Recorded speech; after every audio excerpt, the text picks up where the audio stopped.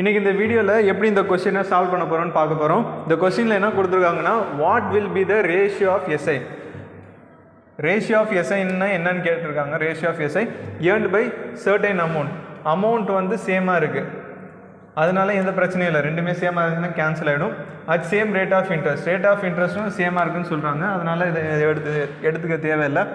For 6 years and 9 years, இந்த இதுதான் 6 yearsன்னு கொடுத்துருக்காங்க. இன்னொன்று வந்து 9 yearsக்கு வந்து எஸ்ஐ எப்படி ரிலேட்டடாக இருக்குன்னு கேட்குறாங்க. இப்போ வந்து நமக்கு எஸ்ஐ கால்குலேட் பண்ணணும் வித் ரெஸ்பெக்ட் டு அவங்க இயர்ஸ், நம்பர் ஆஃப் இயர்ஸ் கொடுத்துருக்காங்க. அப்போ எஸ்ஐயும் நம்பர் ஆஃப் இயர்ஸும் எப்படி ரிலேட்டட் ஆகிருக்குன்னு பார்க்கணும். SI directly proportional to the number of years, n வேல்யூக்கு directly proportional.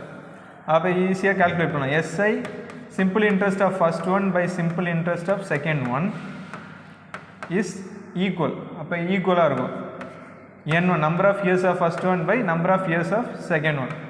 அப்போ வந்து number of years of first one வந்து 6, செகண்ட் இயருக்கு வந்து 9. அப்போ 6/9.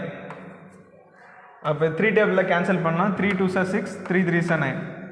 அப்போ 2/3. அப்போ சிம்பிள் இன்ட்ரெஸ்ட் ஆஃப் ஃபஸ்ட் ஒன்றும் சிம்பிள் இன்ட்ரெஸ்ட் ஆஃப் செகண்ட் ஒன்றும் 2/3 டைம்ஸ் ஆஃப் இருக்கும். இதுதான் வந்து இந்த சம்மோட ஆன்சர். இந்த வீடியோ பிடிச்சிருந்துச்சுன்னா லைக் பண்ணுங்கள், ஷேர் பண்ணுங்கள், சப்ஸ்கிரைப் பண்ணுங்கள்.